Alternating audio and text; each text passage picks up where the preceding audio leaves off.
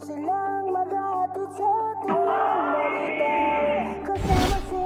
is it, politics.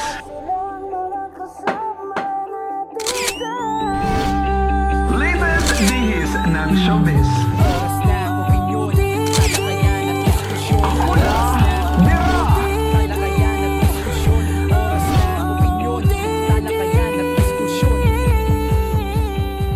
Yun! Naku, maraming salamat sa lahat ng mga nanood, lalo na sa TikTok natin, sa last episode natin. Yeah. We reached 9,000 views last time sa TikTok sa live natin. Unbelievable. Thank you so much. Oh my gosh, Lala is dead. Sa patuloy niyong pagmamahal ay lalo kaming lumalakas at lalo kami na-excite na makasama kayo every time na may ilalabas natin episode yung every other day. Kaya, tara na. Pasok na kayo sa dati yung tambayan ng ngayon na ginagawa ninyong isa sa inyong mga minamahal na tahanan. Ito po ang OOTD. Oras ng opinyon. Talakayan at diskusyon. With may nanay na pareho kami nakamaroon at may feeling summer na dahil ang init-init na ng panahon at siguradong mainit-init ang lahat ng mga lalabas sa iyong mga bibig, pero with a heart. Nanay Jobert Socaldito. Maraming salamat, mahal kong anak. Direct Chops Manansala. Mainit-init din ang magiging electric bill ko nito. Kasi, di ba, parating na. Kasi nga, di ba, mainit talaga sobrang. Oo, iba. Kaya mag-ingat-ingat tayo. Yeah, tama yun. Kaya kayo din drink a lot of water. Kasi syempre, tumataas ang ating yung degrees, no?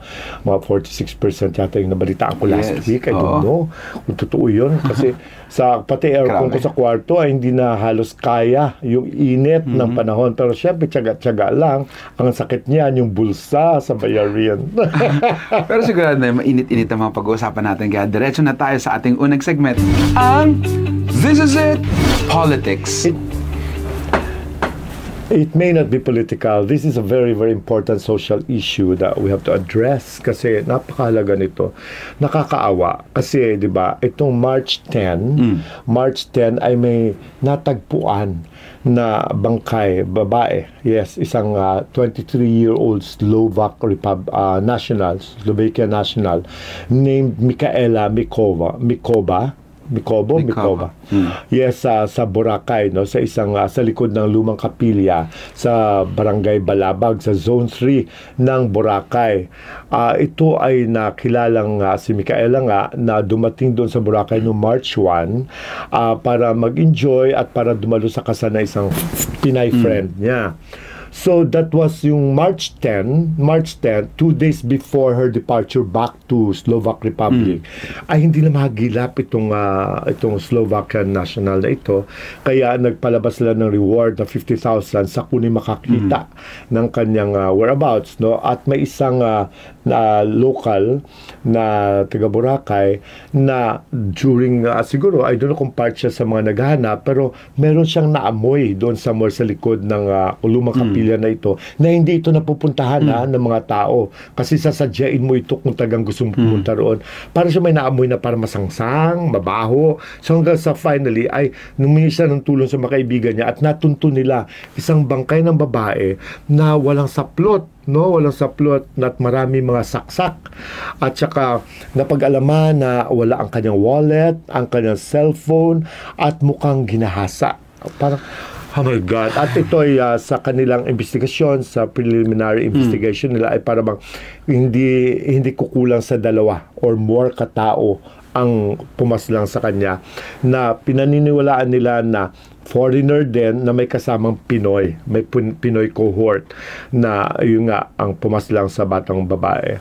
Nakakalungkot. Siyempre, yun. Una kasi ang Boracay ay parang Maynila. Pag sa ibang bansa na ay nakilala ang Pilipinas sa Boracay, sa isla ng Boracay, at marami talaga mga foreigners na pumupunta doon. At hindi natin matatawaran ang tulong na pinansyal, nakita ng ating bansa sa lahat ng mga foreigners na pumupunta doon. Mga turista na meron tayo. Yes, sa ating tourism industry. Sa maraming pagkakataon, hinihintay palagi ang Department of Tourism kapag ganito at turista ang namatay na kailangan ay meron siyang sasabihin na meron siyang ibibigay sa mga turista na mga foreigner na may safe ito. Assurance. Na kung ito ay isolated case, sinasabi kasi na isolated case daw ito na kung ito ay isolated case, dapat pa rin na meron pa rin sabihin ang Department of Tourism Yes. na safe ka, na pag pumasyal ka dito sa ating bansa ay safe ka. Kumbaga, it doesn't happen every day, no? It doesn't happen every day. But, we don't know the motive, no? The motive sa kanyang pagkamatay. Some believe na ito ay mga nakilala din niya during her vacation doon sa Boracay at probably ay baka na bola or baka, ang hirap talaga, it's really hard, no? It's tough, no? For somebody, especially a girl at that, no?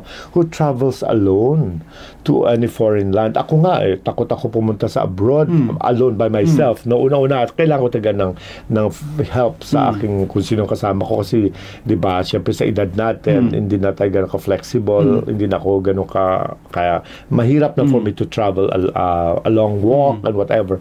So, pero itong girl kasi syempre part of her adventure, siguro para makatipid din. At saka parang nagtiwala na ang mga foreigner at mga Pilipino, ang mga Pinoy, ipagkatiwa-tiwala. Because we are hospitable, we are known as being as that. And which we are naman we are. In fairness naman to us, no? No, hindi naman. Maaaring isolated case to na pero meron kasi may mga nakatala ngayon na mga Koreans na namamatay din.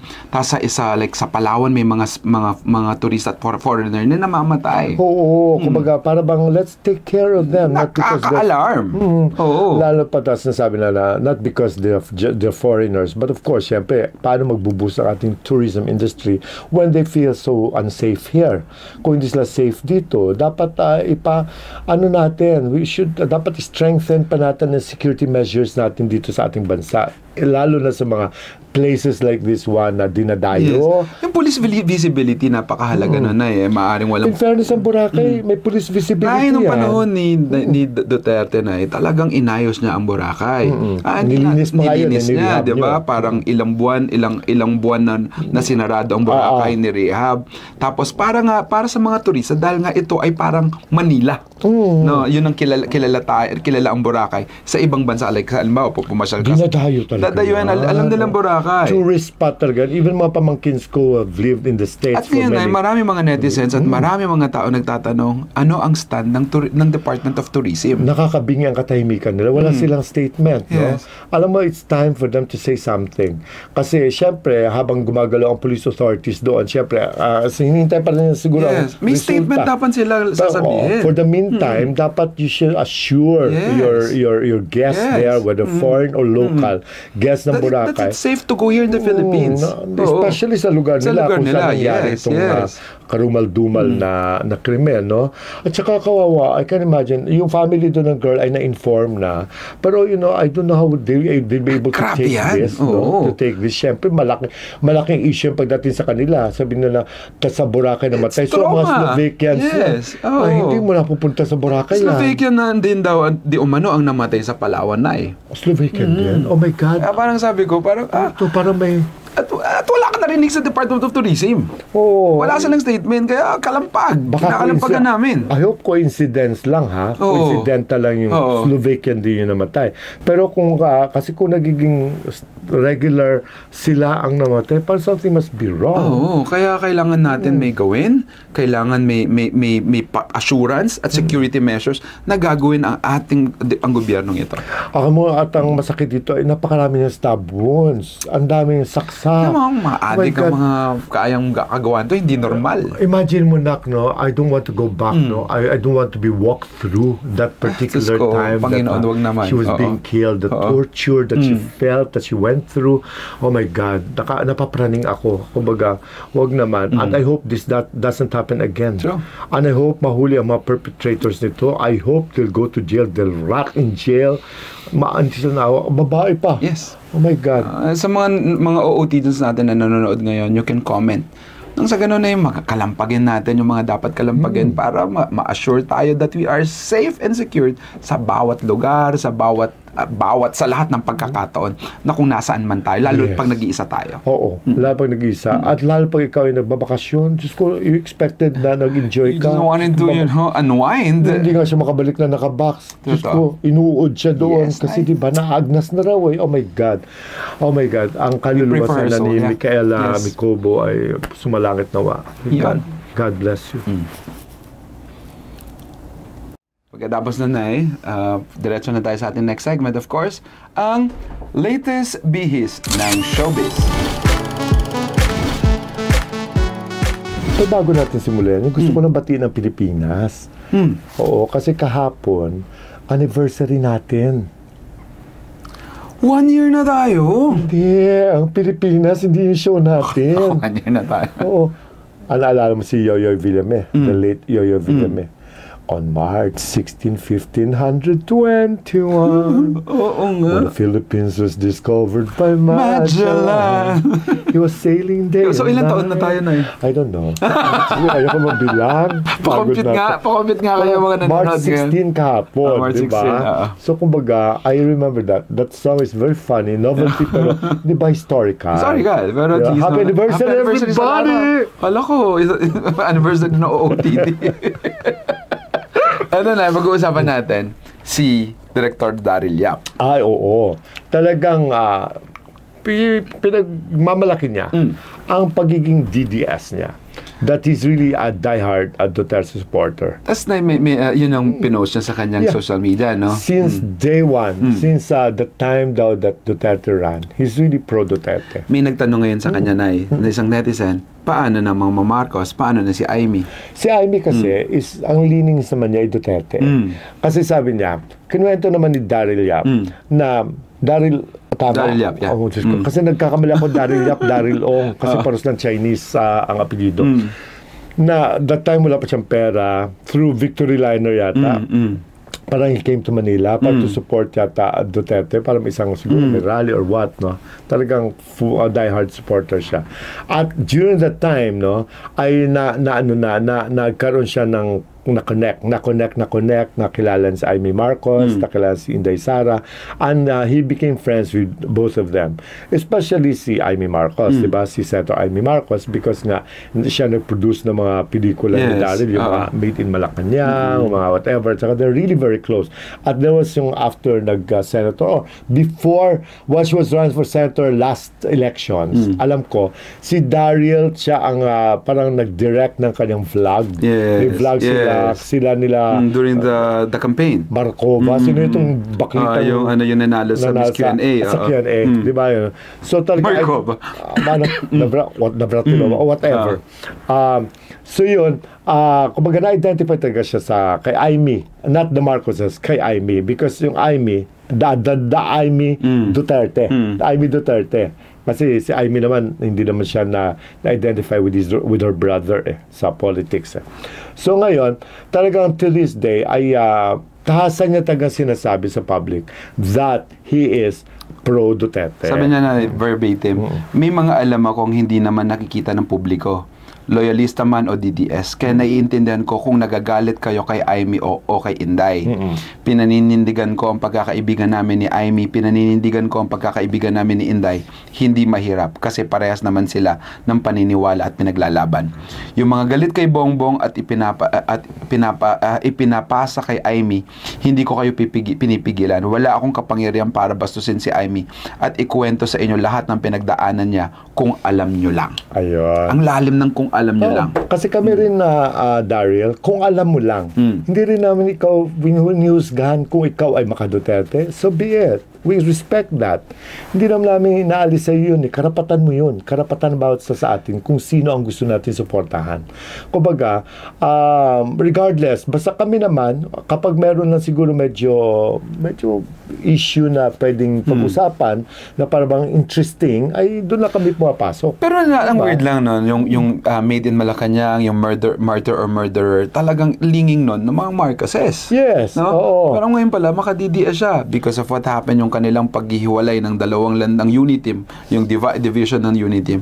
Biglang lumalabas talaga kung ano talaga ang sidings ng bawat isa at si Daryl Yap ay maka-DDS. Yeah, kung maka-DDS ka, so go for it. At nobody stops you. Yes. No one stops you. Ay, kami naman, wala namang apolitical naman kami as of the moment.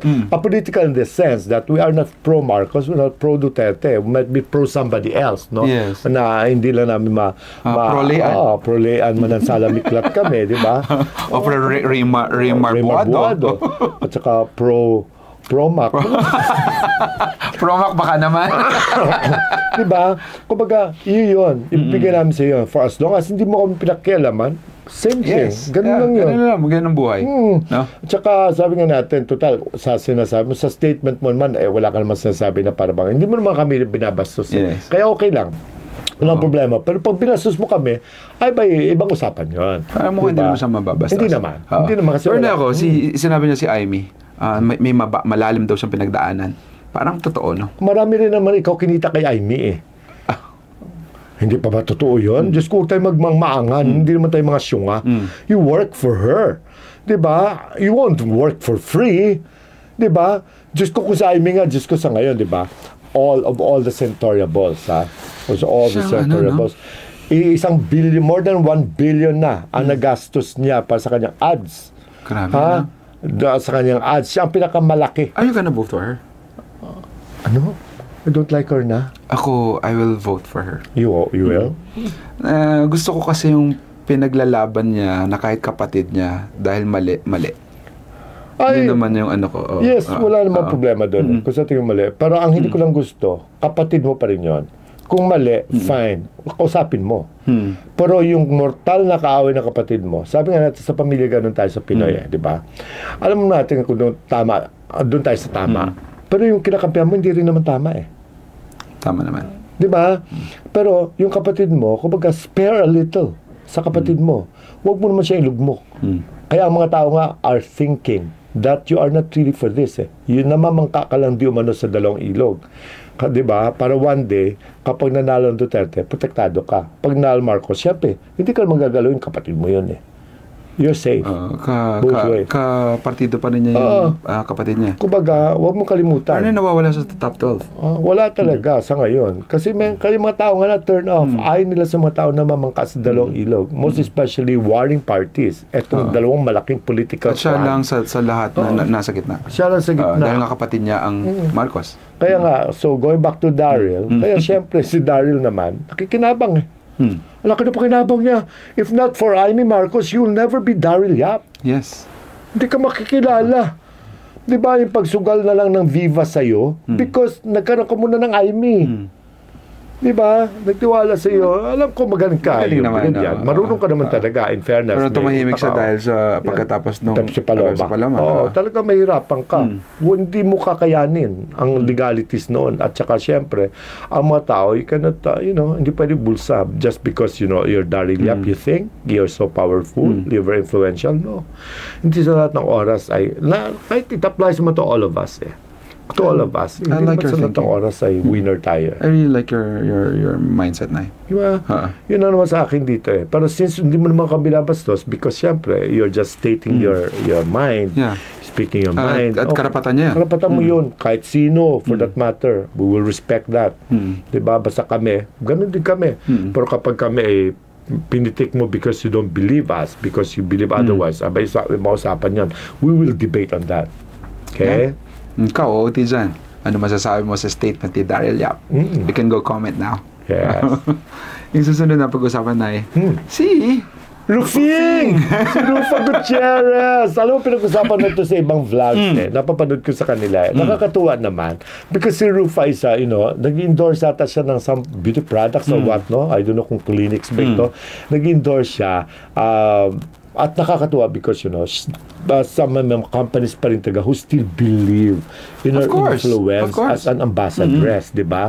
At saka si Rufa is so beautiful to this day.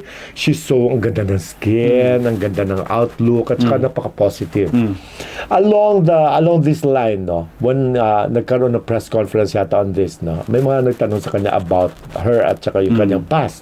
Si Ilmas, Bectas, na parang, 18 years na ba niyang hindi nakikita? Pero there was a time daw na nag-communicate sa kanya si Ilmas na sinabi na gusto siyang in-invite siya to go on a train trip sa Europe, parang ganyan, at gusto mag-propose. gustong balikan siya. At sabi naman Rufa, parang binasted na niya. Parang wag na. Kung gusto mo kasi siyempre takot si Rufa. Sabi niya baka doon niya ituloy yung plot niya, ipapatay siya, di ba? Parang ganyan, nag-joke si Rufing. Pero sabi ni Rufa, kung gusto niya makita sila, ng mga anak niya, because kasama ni Rufa mga baby, si Venice at si Lauren, ay pumunta na lang siya rito, di ba? Para makaband yung mga bata. Pero sa ngayon, no, si Lauren at Venice, if I'm not mistaken, are in the US, nag-aaral. Studying. Nabalita yata recently parang nagbigay ng financial help. Ito si Ilmas. Si Ilmas kay Rufa. Tama lang. Oo, siyempre. Niya. Hindi ko alam kung magkano. Ayon sa Rufa Ayon sa Rufa. Siyempre, substantial yun pa sa pag-aaral ng mga bata. Kasi sa tagal mo ng panahon, si Ilmas naman is a royalty. He's very rich. Ang liit lang nun kung tutusin mo. Tsaka si Rufa became a beautiful mother to the 2 kids. At saka in fairness naman kay Ilmas, hindi naman siniraan ni Rufa yan. Yes. Tita Annabelle naman yun. Alam mo si Tita Annabelle, di ba? Diyos ko. Pero in fairness kay Rufa, hindi niya siniraan si Ilmas sa mga bata. At saka, in fairness kay Ilmas, he was more than willing and able, alam ko, to support. Kailangan alam ko, para bang pinili lang, hindi na lang. Oo, parang inako na lang ni Rufa, kumbaga hindi niya kailangan kaya ko to. Kaya ko to. Nagtatrabaho ako, artista ako, may kinikita ako. At kaya naman talent siya. May ipon naman siya, di ba? Pero sa ngayon, para the fact na tinanggap niya, ibig sabihin, open sila. Siguro part of the co-parenting. Yeah. And that's something, it's peace. It's beautiful. For as long as si Rufa naman, alam naman natin, syempre, ayaw niya pag-usapan, pero ang alam ko, she's very much in love. She's very stable sa kanyang relasyon with the Quezon City, former Quezon City Mayor Herbert Bautista. Diba? Kumbaga, para piliin na sa Herbert over Ilmas. Yes. Well, you know, something must be beautiful about Herbert. Diba? Yan in love. Kaka-in-love mo. Masarap na in love, no? Si Rufa, Rufa, tell me how to fall in love. Ano bang feeling? Oh, wow! Just ko, hindi ko na alam kung anong feeling ng in love, Parang I'm lost. I'm not in touch anymore. Yun. Ngayon naman, para sumaya tayo lalo, panoorin natin ang trending funny video. Matatawa ba ako? Matatawa ka dito. Let's watch this.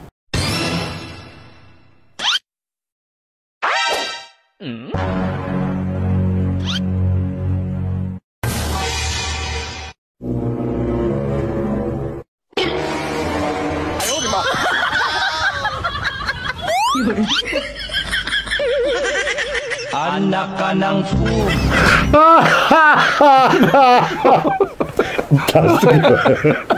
Di ba nakakatotoo? Very typical of Pinoys, no? The Pinay females. Pero yung lalaki, natawa ako. Kasi, di ba yung babae sabi niya, di ba, para to get rid of the bungangaan, away, di ba, naglagay siya ng... In fairness. Pagpasok, just ko yung lalaki pala nakalagay dito. Alam mo, very funny. Funny but healthy. No? Healthy. Tama yun. Tama naman yung para iwas bangayan. That may be just a content, but at the end, it gives a beautiful message. No? Maganda yun. Tama yun. Mag-away-away kayo. Ganun na lang gawin nyo. Di ba? Nakakatawa, pero at least, payapa ang pagsasama. Yes, buhay payapa. Yes. Maraming salamat. Ayan. Maraming salamat sa ating sponsor, ang Deluxe Spa. Yes, my favorite spa located along Scout Fernandez, corner Tomas Morato, Quezon City, sa gilid ng Chili's. Gusto ko yun. Chili's, yes. Hanapin niyo lang si Vince Miraflores, ang dating mutya ng Pilipinas 1944. Parang ganyan yung EBI mo mamaya. Anyway. Yo. Talaga lang, Diretso na tayo sa ating Hula Bira! Ay, nako. Bakit masakit ulo mo? Hindi ko alam kung paano ko ipi-place ito. Wow! Hindi, ito sa ano. Alam mo, siyempre, mga tungkol, normally mga BIs natin, mga tungkol sa sex, tungkol sa love, tungkol sa mga pera, masarap kasi yung EBI ang ganon. Pero ito naman, tungkol ito sa isang aborted relationship. Aborted. Pa-abort. Naku, pa-aborted joke. Aborted relationship. Itong ating female personality ay may pangalan ito. May pangalan ito. Lahat naman tayo may pangalan na Oo, may apelido rin siya. Ibig sabihin, joke lang, alam ko naman. Kilala siya ng mga tao. Kilala siya. Kilala siya. Tapos, nagkaroon siya ng recent... Kilala rin ka rin ng mga tao. Ikaw ba yan? female Ay, personality. female, sorry. I'm almost female. Okay. Diba? Ito na ngayon. She fell in love again. She fell in love again. She fell in love again with this isang professional. Okay. Non-showbiz.